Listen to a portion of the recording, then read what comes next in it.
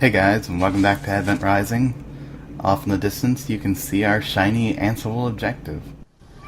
Exalted One, our spies report that a network of tunnels through these surrounding cliffs will lead us to the temple entrance. From there, we can slip unnoticed into the Ansible base and work our mischief. Here's one of the ambient creatures that made it in this section, a Tlakor. They're apparently made out of concrete. They were one of 4 that were intended to be in this section. The other 3 were cut. There's supposed to be a gazelle, a hawk, and a fish. You can actually hear the hawk's cries as they're part of the ambient track for this level. Something interesting about the Tlakor is it actually has a variable that refers to how much food it's eaten. But there's actually a new enemy up here that I just blasted with the Haze's alt fire because I'd rather introduce them a little bit later. We have Enorm and several Aurelians helping us out right now, and they have a lot of fatalities they can actually perform on Seekers and Seeker Wolves. In fact, we haven't seen a Seeker Wolf in a while, not since Chapter 3. This is the only chapter of the last 3, in fact, that doesn't have a Seeker Elite in it. I kinda wish there were multiple paths you could take through this area, and there's really only one branch, but it's so minor it doesn't even matter. But it seems like the area below us is so large there should be something to explore down there. Regardless, I think this is one of the best maps in the game.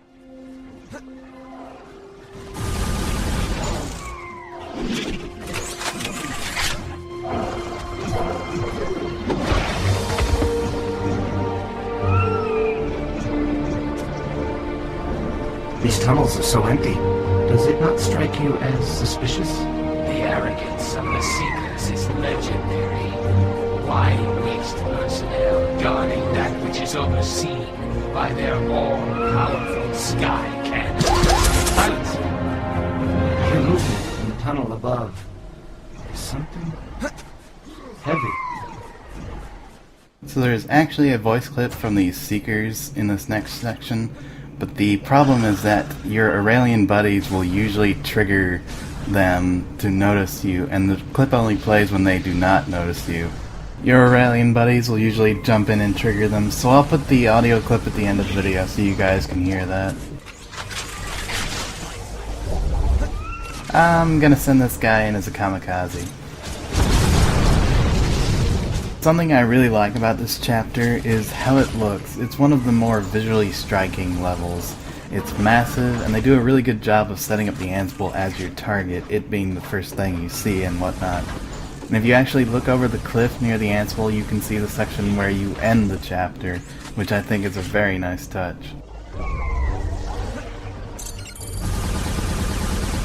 But here's our new enemy type. These are Seeker Titans. They are also referred to as Brutes. I think they changed that because of Halo. You have an Elite and a Brute. That's not good form. Anyways, they're largely melee based, much like the Seeker Wolf, but they're much stronger and can kill you in like 2 punches. This is the only chapter they appear in though. I'd like to know what they are exactly. There's actually 2 paths up to the next cutscene, but the difference between them is only in geometry, so it's pretty minor. Commander, the target is operational. I repeat, the target is operational. Our data indicated that it would be another day until the Ansible was functional. The Ansible is fully recovered from our earlier attack and is currently charging for an emission. Agent 2 reports that Ambassador Kachel is en route from Eralt. This message must not be sent. Yes, Commander. Hold on. I'm receiving multiple incoming... No! Akale, report! Akale, what is your status? Sir, our plans have changed. The Ansible must be taken down, or all the wrath of the Enkalamata will descend upon our world. The Seeker artillery must be in our hands before the fleet arrives. I will take Sarkin with me into the tower. Danos, you will lead the remainder of the squad through the temple annex.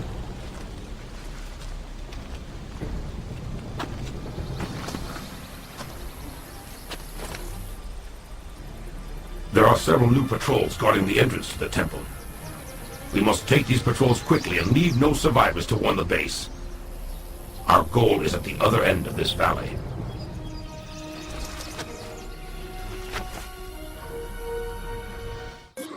And again, unavoidable fall damage, but I don't hold it against this game because we recover our health.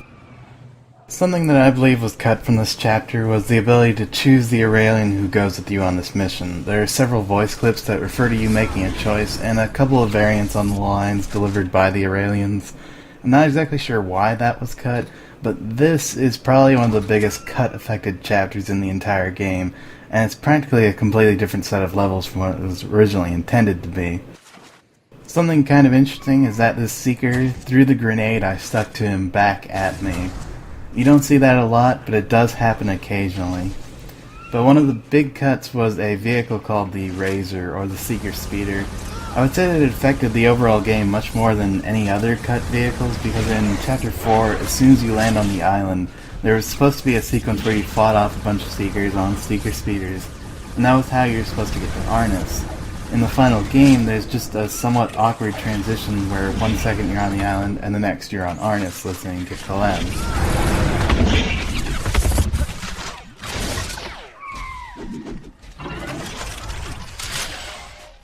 This chapter was also supposed to have a bunch of Seeker Razors, and there's just so much about this chapter in the audio files that it's like I almost can't describe it until I post about it.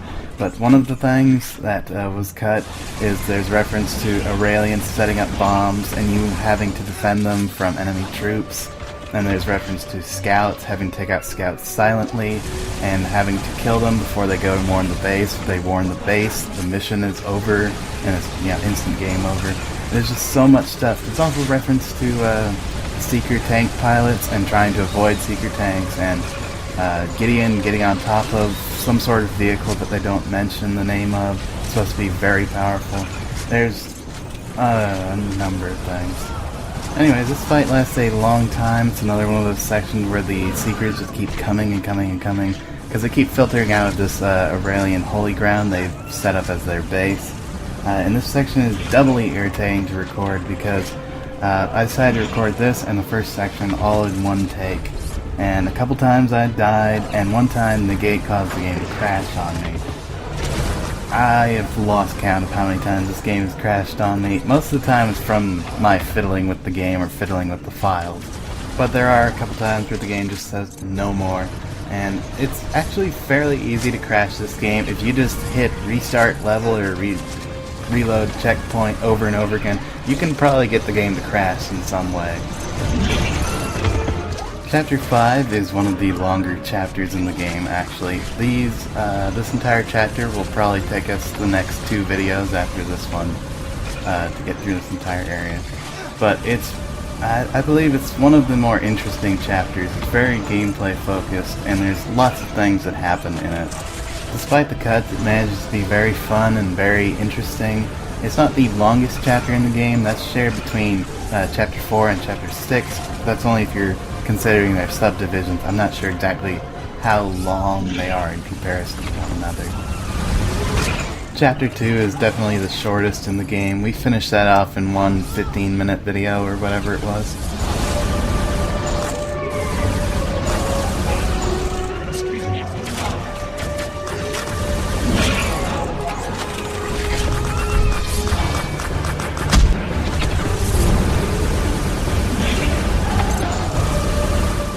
Sure, just stand there, Danos. Don't help at all or anything. If I still had my haze grenades, I'd attach one to you.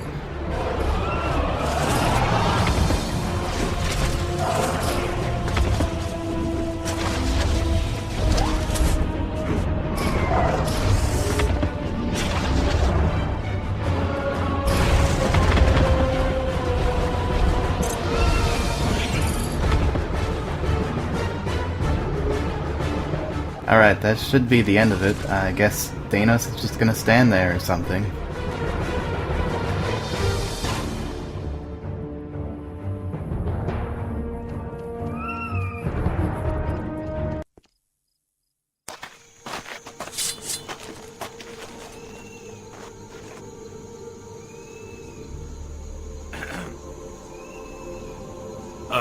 Guys, shouldn't we be... A moment, human. This place is sacred to us. The Seekers made a grave error in building their fortress on an Aurelian holy site. Okay, Make no mistake, human. This was a deliberate and intended slight. It is common Seeker strategy to demoralize an indentured people by turning their most treasured sites into Seeker fortresses. The antiquity of these sacred halls. I am reverenced. The architects of this holy place were surely inspired. They dared to profane these hallowed halls. Shall we reveal ourselves? Thanks for asking after you open fire, Danos.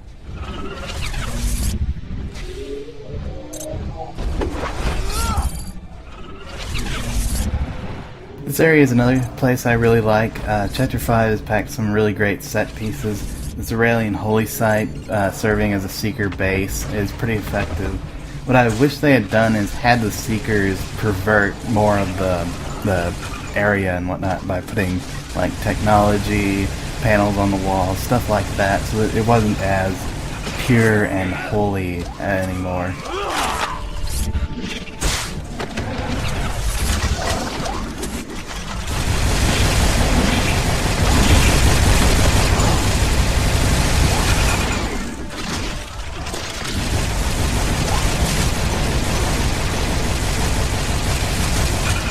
One thing you might notice is these big green energy balls flying across the screen. Because I haven't unlocked the Acolyte's secondary fire yet, you probably don't know what those are, but those are the Acolyte's secondary fire. They're pretty cool because you can, if you charge them, they move faster, and they also home in on enemies. You can fire a lot at a time, and as you can see, the Seekers really like to do that.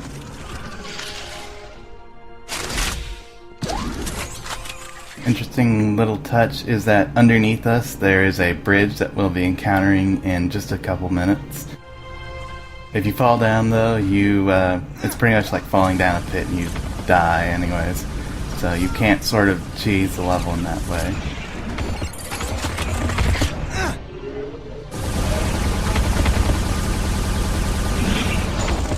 Alright, so there's a audio clip that you can listen in on down here. But it's pretty hard to hear because, again, the Aurelians kind of ruin it, so I'm going to cut to that, let you guys hear it. This world is too quiet. Nothing but the lapping of waves and the dripping of water. Yes, it is enough to drive any hunter insane. How I miss the perpetual chaos and noise of a living jungle. Patience, brother. In a few short years, we will return to our homeworld and hunt in the shadows again.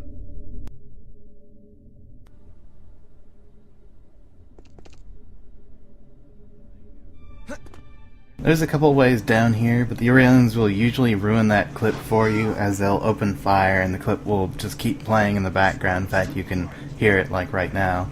I had to actually use a console command to freeze the game for everything but myself just to record that.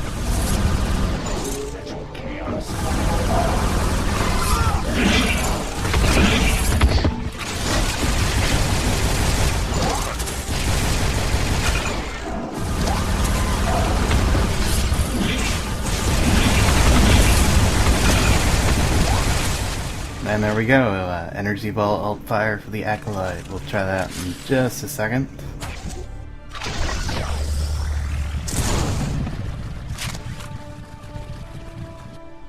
It explodes on contact. Sort of works along the same lines as a grenade in that way.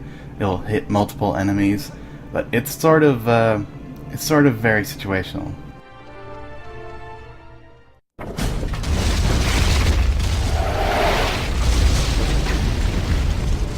The Bridge of Erdan has held for 10,000 years, human. It will hold for a little longer. This incursion ends here.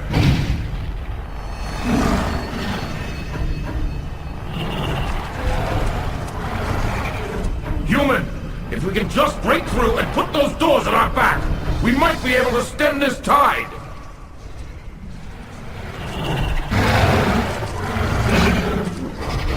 Surrender, filth! Surrender and die. And yet another rush of enemies.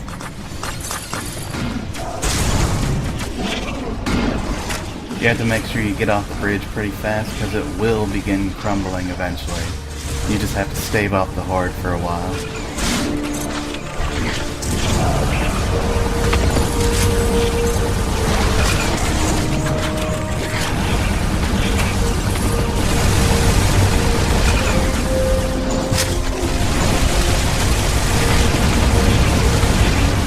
This isn't a infinite horde, but it is a pretty large force in comparison to what we are used to. It's pretty much exactly the same as that section outside, just without all the Seeker shock troops. Anyways, that's going to be the end of this update. Tune in next time when we go through those doors and we see what's on the other side. See you then.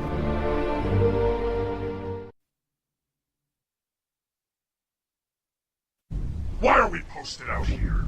What idiot would dare think of wandering so close to the Ensign? Apparently there's talk of some sort of feeble uprising. The Kuroam wish to assure that our lines of communication remain open. Uprising? You must be joking. Our orbital cannons would snuff any attempt before it even left the ground. I know, but such is the way of our masters. They leave no path unwatched.